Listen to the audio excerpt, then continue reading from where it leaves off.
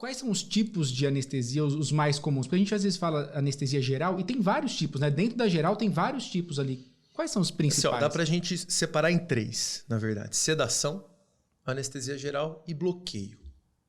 Né? Então, sedação, que o pessoal fala, mas não é anestesia, né, doutor? É só uma sedação. Dependendo da sedação, é muito mais difícil fazer do que uma anestesia geral.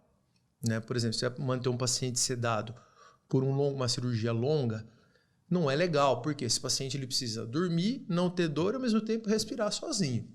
O que é muito complexo, né? Complexo, porque você não pode fazer pouco a medicação a ponto de que ele acorde ou sinta dor, também não pode fazer muito a ponto de que ele pare de respirar. Né?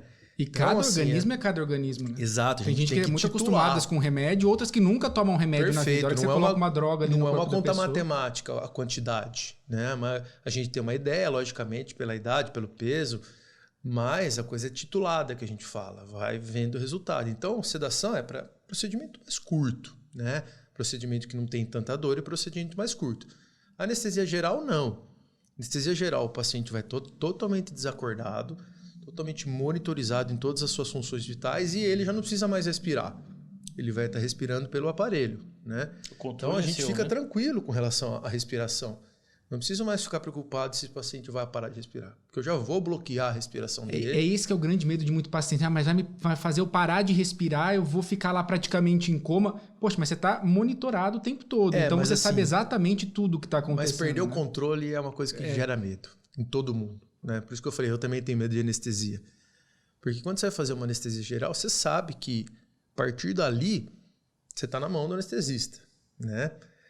Qualquer coisa que aconteça, você não tem mais condição de fazer nada. Né? Então, é a equipe que vai te posicionar, é a equipe que vai te monitorizar, é a equipe o anestesista que vai fazer o aparelho respirar por ele. Né? Então, você fala, puxa, agora eu não mando mais nada em mim.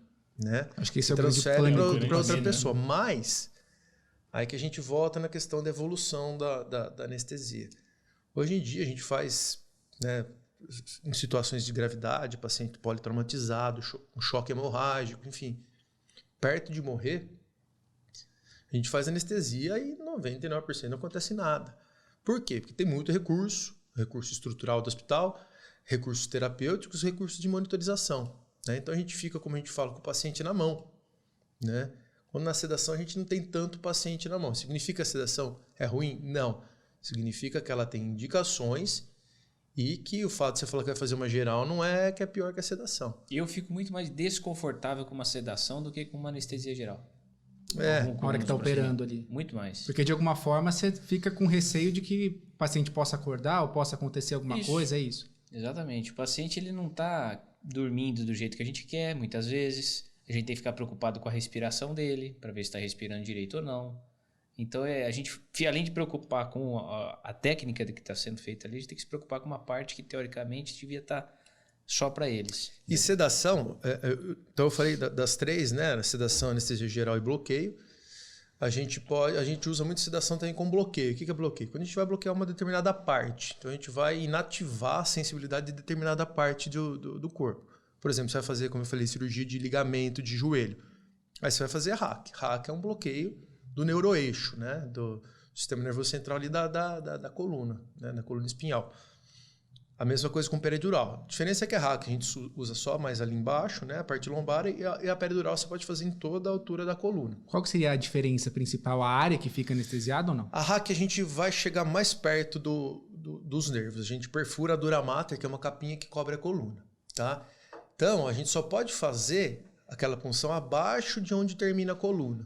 Tá? Onde tem o saco dural. Senão você lesa o nervo. É perigoso você lesar a coluna, o nervo. Né? Que acho que é o grande medo de quem vai fazer cirurgia, é de ficar sem andar, né? Poxa, meu medo é que aconteça alguma coisa e eu perca o movimento das pernas. Isso pode acontecer? Olha, pode. Se você ler lá o capítulo lá que fala de hack, de bloqueio, pode ter infecção, é um procedimento invasivo. Né?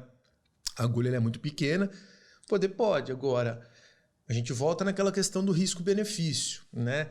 Eu nunca vi, né? Tenho aí 7, 8 anos de anestesista e nunca vi isso acontecer. Se eu ler o livro, tem lá, né?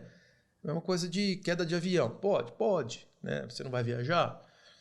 Né? A hack você não vai fazer? Poxa vida, a chance de acontecer isso é 1/1000.000, né? Desde que seja feito com a técnica adequada, num bom hospital, que tenha todos os recursos.